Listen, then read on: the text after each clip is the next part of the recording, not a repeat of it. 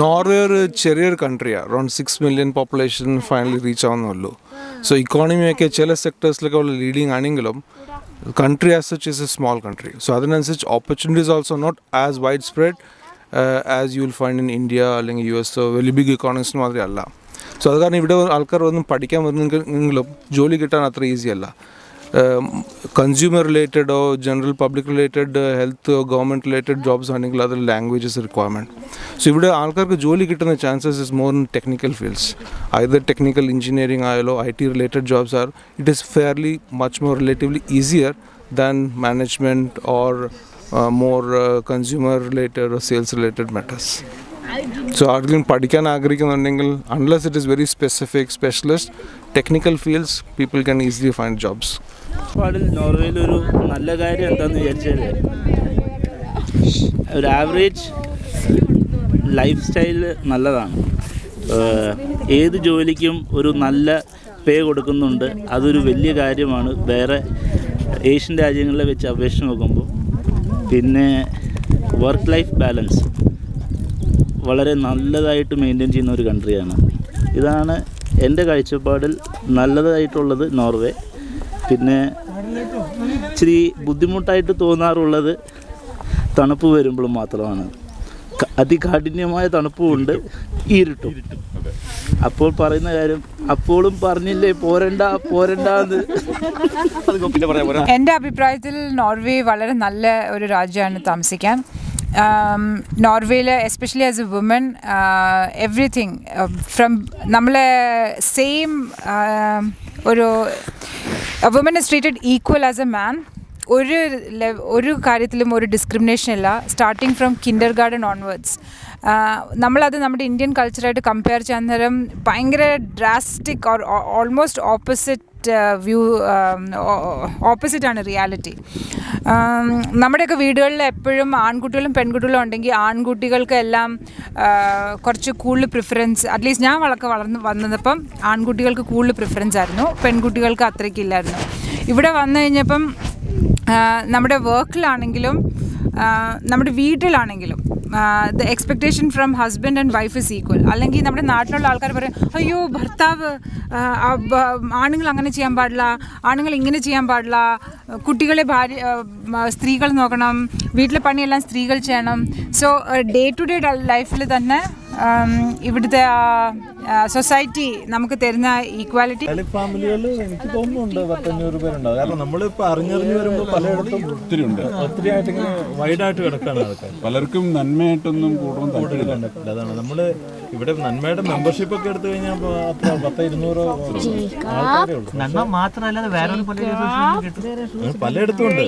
അത് ലോക്കലായിട്ടുള്ള പല work life balance ഉണ്ട്, and decent pay, work life balance. One drawback is of course like the weather, long winter months, dark months, which is difficult. വളരെ equality based സൊസൈറ്റിയാണ്.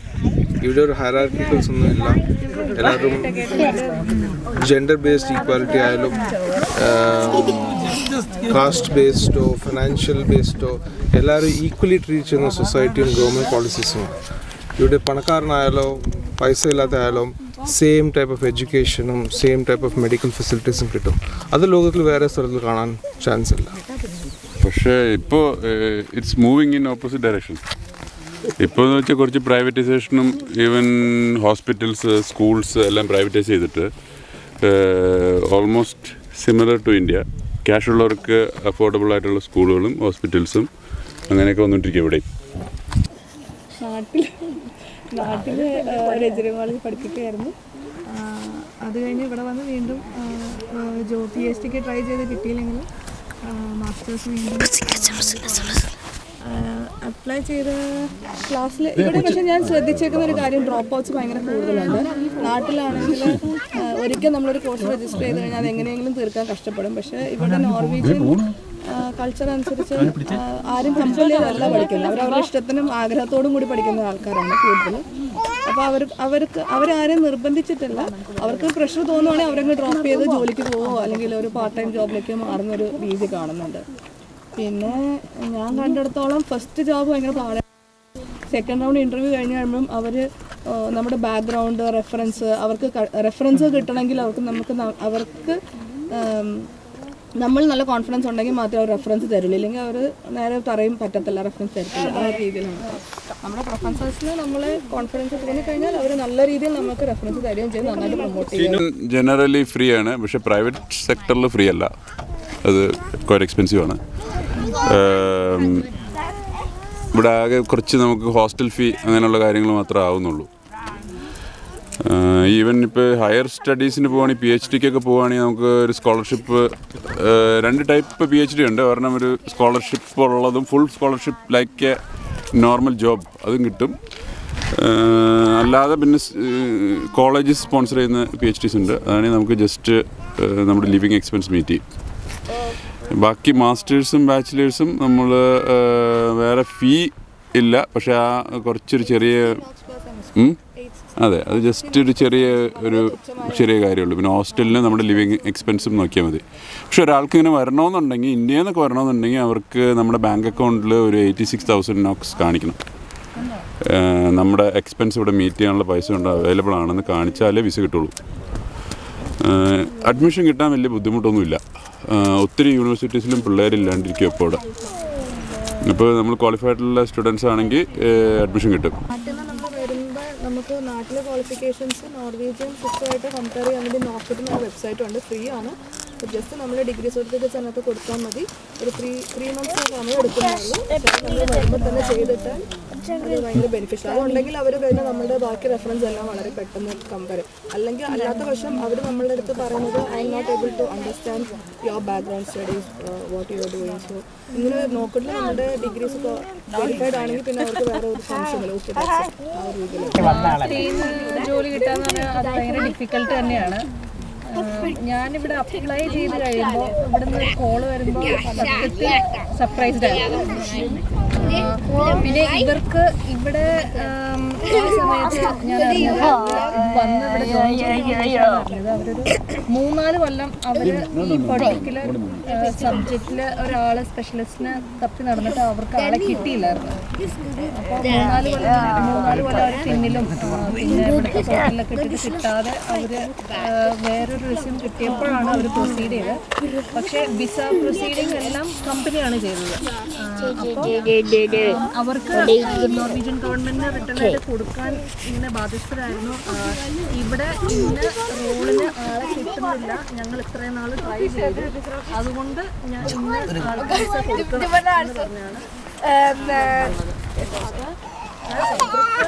ആവശ്യമുണ്ടെങ്കിൽ ഒത്തിരി particular job റോളിന് കിട്ടാതെ ഒരാളെ കിട്ടുകയാണെങ്കിൽ അവരെന്തായാലും എടുക്കും. പക്ഷേ ഇപ്പം അറിഞ്ഞിടത്തോളം കൊറോണയ്ക്ക് ശേഷം ഇവിടെ ആക്ച്വലി പുറത്തുനിന്ന് ജോലി സാധ്യതകളായിട്ട് ആൾക്കാർ വരാൻ സാധ്യതയുണ്ട്. എന്ന് പറഞ്ഞാൽ ഒത്തിരി ഓപ്പർച്യൂണിറ്റീസ് ഉണ്ട്.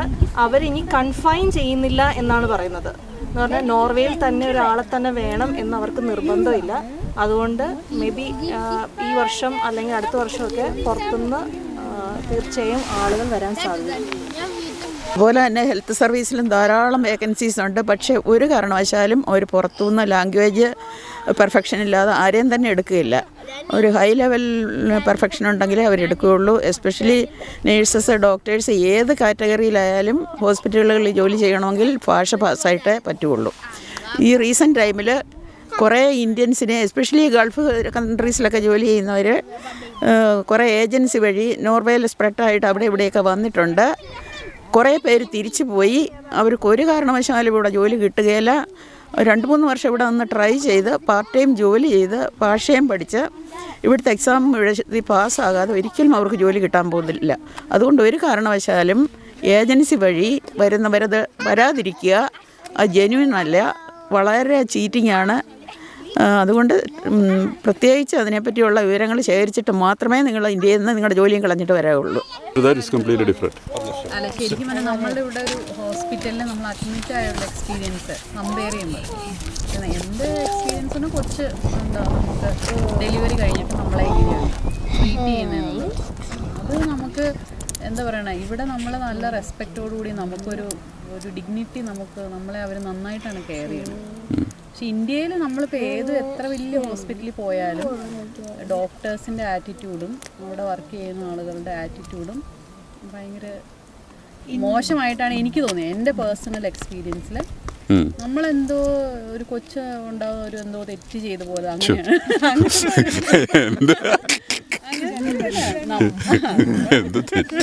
അങ്ങനത്തെ ഒരു അത് പിന്നെ നമുക്ക് ആദ്യമായിട്ട് ഇവിടെ ഒരു ക്വസ്റ്റ്യൻ തെറ്റ് ചെയ്താണ് നോക്കുന്നു.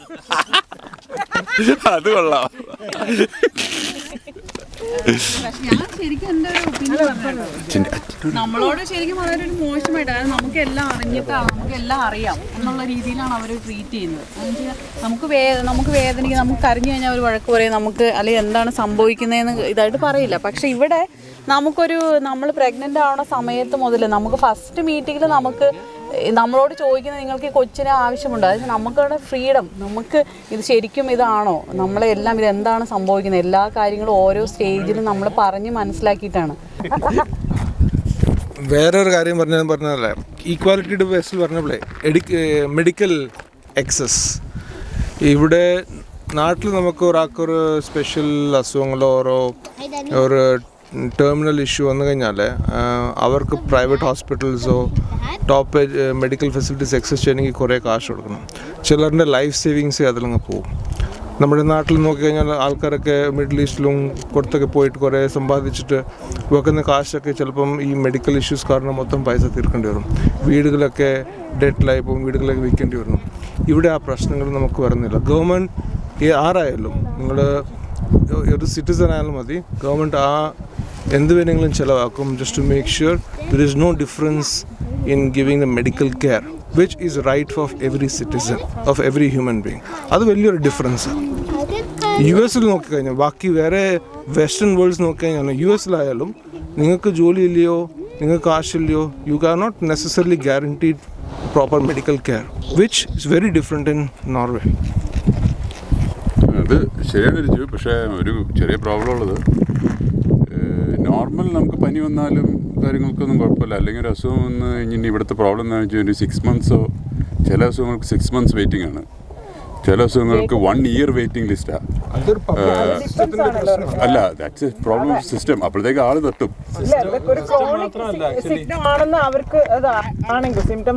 അല്ല, പക്ഷെ അതിന് അതൊക്കെ ഉണ്ട്. പക്ഷേ ഇറ്റ് ഓൾ ഡിപ്പെൻഡ്സ്. നമ്മൾ ആ സെയിം ഡിസീസുള്ള സെയിം ഫെസിലിറ്റി ഉള്ള അവർ പിന്നെ നോക്കും എത്ര പേർക്ക് ഈവൻ സർവൈവൽ പോസിബിലിറ്റി ഉണ്ട്. ഇതെല്ലാം നോക്കി ഡിസൈഡ് ചെയ്താണ് ക്യൂവിൽ. ഇനി അത് കൂടാണ്ട് വേറൊരു കാര്യം ഇവിടെ ഉണ്ട്. ഇവിടെ ഇനി നമുക്ക് നമ്മുടെ ജോലിയിൽ നിന്ന് ഇൻഷുറൻസ് ഉണ്ടെങ്കിൽ ആ ക്യൂവിൽ മോളിപ്പോം. കാര്യങ്ങളൊക്കെ ശരിയാ.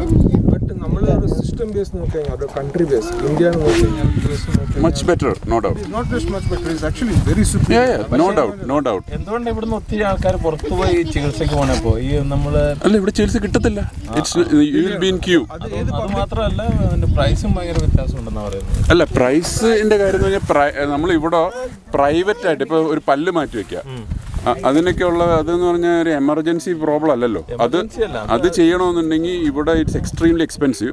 അപ്പോൾ അതുകൊണ്ടാണ് പുറത്തു പോകുന്നത്. പക്ഷേ നോർമൽ അസുഖങ്ങൾ, ഇപ്പോൾ ഒരു ക്യാൻസർ വന്നു, ഈവൻ ക്യാൻസർ വന്നാൽ വരെ നമ്മൾ സീരിയസ് ആയിട്ട് ഇപ്പോൾ അടുത്ത വർഷം മരിക്കില്ലാത്ത ഒരാളാന്ന് വിചാരിച്ചോ, കുറച്ച് കുഴപ്പമില്ല, എന്നാലും you will be in a queue for 1 year. അതുവരെ വരാം. അപ്പോഴത്തേക്ക് ഇത് സംഗതി വേഴ്സാവുകയാണ്. അപ്പോൾ അങ്ങനെ ഒരു പ്രോബ്ലം ഇവിടെ സിസ്റ്റത്തിന് ഉണ്ട്. ആക്ച്വലി ഇവിടെ ഈ സിസ്റ്റം ബിൽഡപ്പ് ചെയ്തിട്ടുണ്ടെങ്കിലും ഇപ്പോൾ ആളുകൾ കൂടി വരുന്നത് സപ്പോർട്ട് ചെയ്യാനുള്ള ഫെസിലിറ്റി ഇപ്പോൾ നിലവിലില്ല. പക്ഷെ നോർമൽ ചെറിയ ഡിസീസസിനൊക്കെ എന്തായാലും don't compare with India, it's completely different.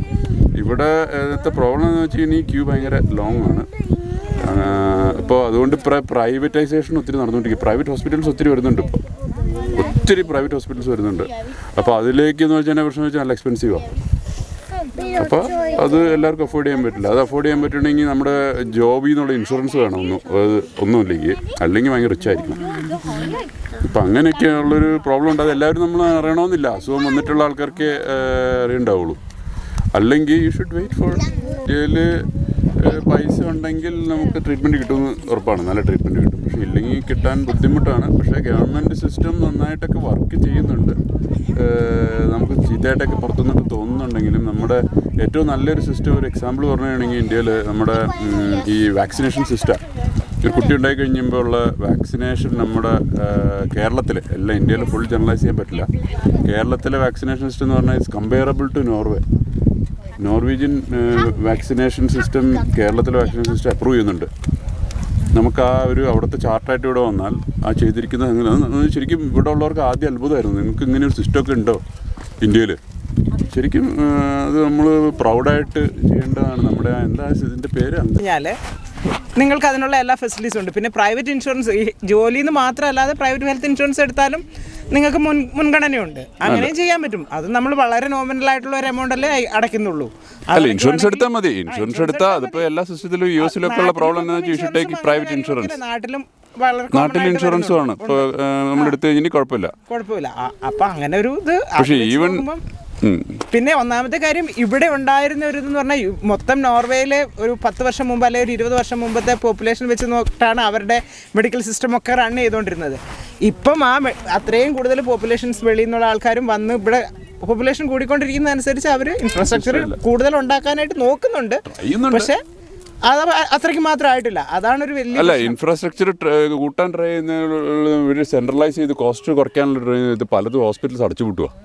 എന്നിട്ട് ഇവർ സെൻട്രലൈസ് ചെയ്യാനുള്ള ഒരു പരിപാടിയായിട്ട് വരിക. അപ്പോൾ ആക്ച്വലി ഹോസ്പിറ്റൽ ഫെസിലിറ്റി ഇൻഡയറക്ട്ലി കുറയുകയാണ് ചെയ്യുന്നത്. പോഷ്കലിന് ഹോസ്പിറ്റൽ ഉണ്ടായിരുന്നു അടച്ചിട്ട് ഇനി എല്ലാവരും കൂടെ ഷെയിന് പോയത് എന്നാണ് പറഞ്ഞത്. അപ്പോൾ അത് സെൻട്രലൈസ് ചെയ്യുവാണ്. അപ്പോൾ പക്ഷേ ടോട്ടൽ നമ്പർ ഓഫ് റൂംസ് കൂടിയിട്ടൊന്നുമില്ല. പക്ഷെ അത് അവരെന്തു അത് അടച്ചത് ഓൾ ഓഫ് എ സഡൻ പോഷ്കൂരിലെ ഹോസ്പിറ്റൽ അടച്ചതായിരിക്കില്ല. വർഷങ്ങളായിട്ട് അവർ എടുത്തു നോക്കുമ്പോൾ അവിടെ അത്രയും കേസസേ വരുന്നുള്ളായിരുന്നു ഇത്രയും നാളായിട്ട്. അല്ല, പക്ഷേ നമ്മൾ ഇന്ത്യയിൽ ആലോചിച്ച് നോക്കുകയാണെങ്കിൽ ഒരു ഹോസ്പിറ്റലോ പോലീസ് സ്റ്റേഷനോ അടച്ചുപൂട്ടി എന്ന് കേട്ടിട്ടില്ല. Because it's not profitable. അങ്ങനെ ഒരു കേസ് നമ്മൾ കേട്ടിട്ടില്ല. കാരണം ഫെസിലിറ്റി കൂട്ടിയേ പോകുന്നത് നമ്മൾ ഇവിടെ പോപ്പുലേഷൻ കൂടുന്നതനുസരിച്ച്. പിന്നെ ഇവിടെ വേറൊരു വലിയ പ്രോബ്ലം ഉള്ളത് എന്നാന്ന് വെച്ചാൽ നമ്മുടെ ഈ ഇവിടുത്തെ ഡോക്ടേഴ്സ്, ഒരു 99% ഓഫ് ഡോക്ടേഴ്സ് ഇസ് ഇൻഎക്സ്പീരിയൻസ്ഡ്. ഇപ്പോൾ ഒരു എക്സാമ്പിൾ പറയുകയാണെങ്കിൽ സിന്ധുവിനെ കൊണ്ട് ഞങ്ങൾ വാൻകോപ്പർ വന്നിട്ട് ഹോസ്പിറ്റലിൽ പോവാണ്. ചിക്കൻ പോക്സ് വന്നിട്ട് ഹോസ്പിറ്റലിൽ പോവാണ്. അപ്പോൾ ആ ഡോക്ടറിൻ്റെ അടുത്ത് ചെന്നു. പുള്ളിക്കാരി നോക്കിയപ്പോൾ ഇവിടെയും ഒക്കെ കുറച്ച് ചെറുതായിട്ട് പിമ്പിൾ ലൈക്ക് വരുന്നുണ്ട്. അപ്പോൾ ഡോക്ടർ പറഞ്ഞത് എന്തായിരിക്കും ഡോക്ടറെ, അന്നേരം നമുക്കറിയില്ലല്ലോ എന്തായിരിക്കും ഇതെന്തായിരിക്കും, ഇതെന്താണെന്നൊന്നും അങ്ങനെ പെട്ടെന്ന് പറയാൻ പറ്റില്ല. കുറച്ച് ടെസ്റ്റുകളൊക്കെ ചെയ്യേണ്ടി വരും. പക്ഷേ അത് ടെസ്റ്റ് ചെയ്ത് അപ്പോഴത്തേക്ക് എത്ര സമയം എടുക്കും? ഇത് കുറച്ച് നിങ്ങളൊരു കാര്യം ചെയ്യൂ, വെയിറ്റ് ചെയ്യും. നിങ്ങൾ ഒരു 2 ആഴ്ച വെയിറ്റ് ചെയ്താൽ അറിയാം. എന്തറിയാം? അല്ല, ഇത് സാധാരണ ഒരു ഇങ്ങനെയൊക്കെ വന്ന ഒരു സിംറ്റം നിങ്ങളുടെ ബ്രെയിനിൽ ഇൻഫെക്ഷൻ ആയിരിക്കാൻ സാധ്യതയുണ്ട്.